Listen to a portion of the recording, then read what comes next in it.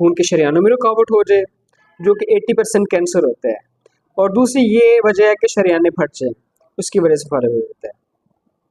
اب ہم جاتے ہیں کہ ہم اس کو پہچانیں گے کیسے؟ یہاں پاکستان میں فالج بہت زیادہ کامن ہے۔ اگر آپ کسی فزیشین کے کلینک میں جائیں یعنی کسی نیورولوجسٹ کے کلینک میں جائیں تو آپ کو اندازہ ہوگا کہ فالج کے کتنے مریض ہیں اس ملک، اور اس میں بہت سارے مریض ہیں جن کو فرسٹ ٹائم فالج بڑا سویئر قسم کا ہوتا ہے اور ٹوٹل پیرالائز ہو جاتے ہیں۔ کچھ لوگ ایسے ہیں جن کو مائنر سا فالج ہوتا ہے اور اس میں ریکور بھی کر جاتے ہیں، اور وہ ایک وارننگ سائن کے طور پہ ہوتا ہے۔ 80% جو فالج کے مریض ہیں ان کو فالج خون کی نالیوں کے بلاکیج سے ہوتا ہے، اور وہ نالیاں گردن میں ہوتی ہیں، اور اگر یہ بلاکیج دور کر دیا جائے تو دوبارہ فالج ہونے کا رسک ختم ہو جاتا ہے۔ اور اگر آپ کسی کو مائنر فالج ہو چکا ہے اور فوراً یہ ٹیسٹ ہونے سے پتہ چل گیا کہ یہ بلاکیج ہے اور فوری طور پہ آپریٹ کر دیا جائے تو اس کو دوبارہ بڑا فالج ہونے کا رسک ختم ہو جاتا ہے۔ تو یہ بہت ہی امپورٹنٹ چیز ہے کہ یہ لوگوں کو پتہ چلے کہ فالج کے مریض کو بھی سرجری سے ٹریٹ کیا جا سکتا ہے اور فالج ہونے سے بچایا بھی جا سکتا ہے۔